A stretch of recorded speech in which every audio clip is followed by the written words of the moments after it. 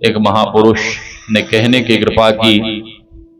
वे पूछते कि भगवान किन्हें मिलते हैं, तो लोग अपने अपनी अपनी बुद्धि के अनुसार जवाब देते, उत्तर देते। तो वे संत कहते कि अरे भाई, भगवान उन्हीं को मिलते हैं जिन्हें अपने अज्ञान का ज्ञान हो गया है, जिन्हें अपने अज्ञान का ज्ञान।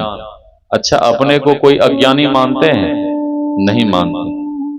अपने आप को कोई अज्ञानी नहीं मानते, अपने आप को सभी लोग बुद्धिमान समझते हैं।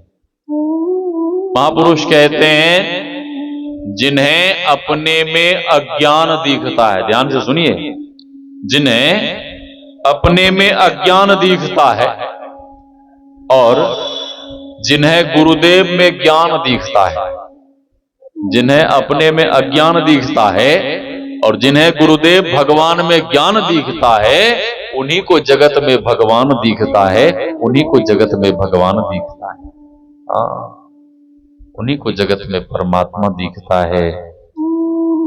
तो मैं कह रहा था कि परमात्मा को पाने के लिए सबसे पहले विश्वास की जरूरत है। बिनु विश्वास भगति नहीं। जब तक विश्वास नहीं होगा तब तक परमात्मा की भक्ति कैसे करेंगे। श्री सद्गुरु दो दंपत्ति पति पत्नी विदेश गए यात्रा करने, व्यापार कर लौट रहे थे पानी वाले जहाज में। जैसे ही जहाज बीच समुद्र में आया तो जोरों की आंधी तूफान के कारण जहाज के डूबने की नौबत आ गई। जहाज डगमगाने लगा, सभी लोग रोने लगे, चीखने चिल्लाने लगे, सभी लोग हाय माय बाप करने लगे। तो सेठानी के मन में हुआ कि देखें हमारे पतिदेव भी दुखी होंगे, रोते होंगे। तो दौड़ कर गई देखने के लिए, तो उसका पति आकाश की ओर देखता हुआ प्रसन्न हो रहा था, खुश हो रहा था। पत्नी कहती है, अरे ऐसे विषम परिस्थिति में भी तुम खुश हो रहे हो, प्रसन्न हो रहे हो। पति कुछ नहीं बोला। पत्नी सेठ जी के शरीर को बहुत जोर से हिलाती है और कहती है, तुम बहरे हो गए हो क्या, सुन नहीं रहे हो? तो पति ने कमर से कारतूस निकाला, बंदूक, और पत्नी के खोपड़ी में सटा दिया और पत्नी के से कहता है कि देख, इसमें बारूद भरा हुआ है, बस बटन दबाने की देरी है। जैसे ही बटन दबाऊंगा तेरी खोपड़ी उड़ जाएगी, तू मर जाएगी। पत्नी बड़े विश्वास के साथ कहती है कि तुम हमें कभी नहीं मार सकते। पति ने पूछा, क्यों नहीं मार सकता? पत्नी कहती है कि तुम हमें इसलिए नहीं मार सकते हो कि तुम मेरे पति हो। तुम हमें इसलिए नहीं मार सकते हो कि तुम मेरे पति हो। पत्नी की बात सुनकर पति बहुत खुश हुआ और पति प्रसन्न हुआ कहता है कि वाह, तुम्हें इस जागतिक पति के ऊपर इतना भरोसा है कि हम तुम्हें कभी नहीं मार सकते, तो मुझे भी उस परम पति परमात्मा के ऊपर इतना विश्वास है कि वो कभी भी हमें समुद्र में डूबने नहीं देंगे। वो सेठ परमात्मा का भक्त था। जैसे ही विश्वास के साथ इस तरह से बोला और भगवान की ऐसी कृपा भई कि भगवान की कृपा से तुरंत आंधी तूफान शांत हो गया और सभी लोग बढ़िया से किनारे लगे और अपने अपने घर को गए। तो विश्वास एक बहुत बड़ी चीज है। बिनु विश्वास भगति नहीं। एक नास्तिक आदमी कहता है कि चलो चलकर देखें परमात्मा ने सृष्टि को बनाने में कहां कहां गलती की है, परमात्मा ने कहां कहां मिस्टेक किया है। अब बताइए, परमात्मा से गलती हो सकती है? सृष्टि को बनाने में वो भी परमात्मा से गलती हो सकती है? नास्तिक आदमी कहता चलो चलो देखते हैं, रिसर्च करते हैं। तो उसके मित्र ने कहा कि वाह, क्या ख्याल है आपका। हाँ, तो नास्तिक मित्र ने कहा कि रजिस्टर ले लो, चलो।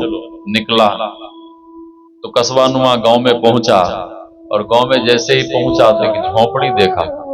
झोपड़ी के ऊपर कद्दू का बेल, कद्दू का वो पतला पतला बेल और इतने बड़े बड़े कद्दू उसमें लटके हुए फले हुए। वो नास्तिक आदमी कहता है कि देखो देखो मित्र, परमात्मा की ये पहली गलती है। इतने पतले पतले बेल, लत्तर, इतने पतले पतले बेल और इतने बड़े बड़े कद्दू। अरे पतले पतले बेल हैं तो फल भी छोटे छोटे इसमें लगने चाहिए ना। जब पौधा कमजोर है तो फल भी छोटा होना चाहिए उसमें। लिखो परमात्मा की ये पहली गलती। उसके मित्र ने कहा कि वाह, क्या आपने खोज की है, क्या आपने रिसर्च किया है, वाह। लिखा परमात्मा की ये पहली गलती। धूप बहुत तेज धूप थी। जैसे ही थोड़ा आगे बढ़ा तो एक बगीचा, आम का बगीचा। तो नास्तिक आदमी कहता कि मित्र बहुत धूप है, पहले थोड़ी देर हम लोग विश्राम कर लेते हैं, फिर आगे चलेंगे। ठीक है। वहीं टॉवेल बिछाया और आम के पेड़ के नीचे लेट गया। अब उस नास्तिक आदमी की दृष्टि ऊपर गई, आकाश की ओर, पेड़ की ओर। तो देखता क्या है कि छोटे छोटे कच्चे कच्चे आम लगे हुए हैं। नास्तिक आदमी कहता कि मित्र देखो देखो देखो, ये परमात्मा की दूसरी गलती है। इतने मोटे मोटे पेड़ और छोटे छोटे फल। इतने मोटे मोटे पेड़ हैं तो इसमें फल भी बड़े होने चाहिए ना। जिसमें बड़ा फल लगना चाहिए उसमें परमात्मा ने छोटा फल लगा दिया, और जहां छोटा लगाना चाहिए वहां बड़ा लगा दिया। लिखो लिखो, ये परमात्मा की दूसरी गलती। मित्र ने कहा कि वाह, क्या आपने रिसर्च किया है, क्या आपने खोज की है। लिखा मित्र परमात्मा की दूसरी गलती। इतनी ही देर में उधर से हवा का झोंका आया। वो कच्चा कच्चा आम पत्थर जैसा मजबूत। कच्चा आम बहुत ठोस होता है, मजबूत, पत्थर जैसा। और शरीर का सबसे सुकोमल अंग नाक, शरीर का सबसे कोमल अंग नाक। वो कच्चा आम ऊपर से टूट कर सीधे उसके नाक पे गिरा और उसी समय वो बेहोश हो गए। थोड़ी देर के बाद चेतना आई तो उसका मित्र पूछता है, मित्र क्या करूं, पंखा लाऊं कि जल लाऊं, कुछ खाने की व्यवस्था करूं, क्या करूं। और नास्तिक आदमी कहता है कि वो सब तो बाद में करना, पहले जो परमात्मा की दो दो गलतियां तुमने लिखी है उसको पहले काटो। परमात्मा से कोई गलती नहीं हो सकती है। परमात्मा जो भी करते हैं बढ़िया करते हैं, उसको काटो। मित्र ने पूछा क्यों, तुमने तो बहुत बढ़िया रिसर्च किया, खोज किया, क्यों काटे। तो नास्तिक आदमी कहता है, अरे मित्र, इस आम के पेड़ में यदि वो बड़े बड़े कद्दू के जैसे फल लगे हुए होते और उतनी ऊंचाई से वो कद्दू जैसा बड़ा आम मेरे मुख पे, नाक पे गिरता तो मेरा तो मामला ही साफ हो जाता। मेरा तो राम नाम ही सत्य हो जाता। इसलिए काटो। तो परमात्मा जो भी करते हैं बढ़िया करते हैं। वेद भगवान कहते हैं मानस योग करो। मानस योग से तात्पर्य है मानस जप तथा मानस ध्यान। जब किस समय करना चाहिए माता जी, जब किस समय करना चाहिए। सोबत जागत उठत बैठत, ठीक है। सोते जागते उठते बैठते चलते फिरते, ठीक है।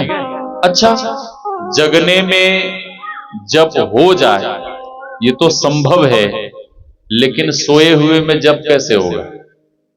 जब आप नींद में रहेंगे तो नींद में जप कैसे होगा, सोए हुए में जप कैसे होगा। श्री सद्गुरु महाराज की जय। श्री सद्गुरु